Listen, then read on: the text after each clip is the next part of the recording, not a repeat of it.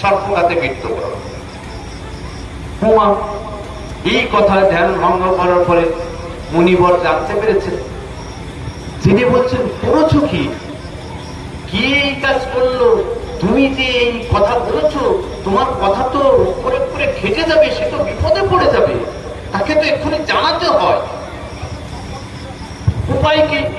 তিনিও তো জানেন না যে তার গলায় কে সাপ দিয়েছে। আবার এ না জেনে যে কর্ম করেছে তার যেন এইরকম শাস্তি হয় বলে অভিশাপ দিয়েছে। তিনি অভিশপ্ত হয়ে গেছে। এই মুহূর্তে মুনিবর আবার ধ্যানে বসলেন, ধ্যানমগ্ন হয়ে জানতে চাইলেন এ কাজ কি। উনি যখন জানলেন যেটা পরীক্ষিত মহারাজের কাজ, তখন বলি, কি সর্বনাশ করেছো তুমি? একজন ধর্মপরায়ণ মানুষকে তুমি দেখুন, যারা ধার্মিক হয় তারা কিন্তু কোনো কাজে তারা কিন্তু কষ্ট পায় না। এই একটা উচ্চতা, ভক্তের উচ্চতা লক্ষণে।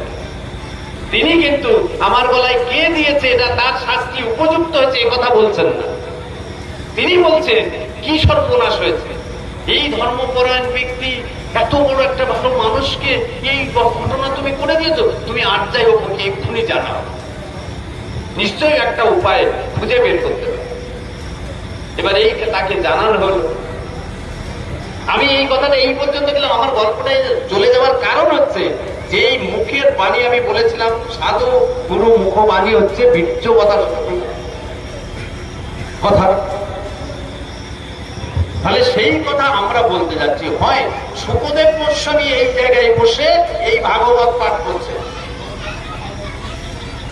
শুকদেব গোস্বামীকে কে নির্ণয় করছেন? এই পরীক্ষিত মহারাজ। কারণ কেন? পরীক্ষিত মহারাজ জানছেন যে আমি যে বিপদে পড়েছি, তাহলে এই বিপদ থেকে উদ্ধার হতে গেলে কি করতে হবে জানতে গিয়ে দেবাদিক মহাদেবের কাছ থেকে তিনি জানছেন যে একমাত্র ভাগবত চরণ আশ্রয় করাই হচ্ছে উত্তম পথ। তাহলে সে কাজ একমাত্র পরীক্ষিত মহারাজ পারেন। তাহলে দেখুন কোথায় কি বিধান। সেই পরীক্ষিত মহারাজ যখন এই হাত থেকে পরিত্রাণ পেতে শুকদেব গোস্বামীর চরণে পড়ে তার ভাগবত পাঠের পাঠক হিসাবে তার বাড়িতে তার জায়গা দরবারে আহ্বান করছেন, পরীক্ষিত হচ্ছেন পাণ্ডব কৌরব বংশের শেষ বীর সন্তান।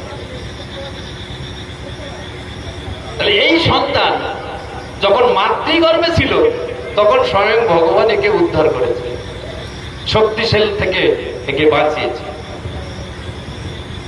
তাহলে ভগবান যাকে একবার বাঁচিয়েছে তিনি আবার সেই অভিশপ্ত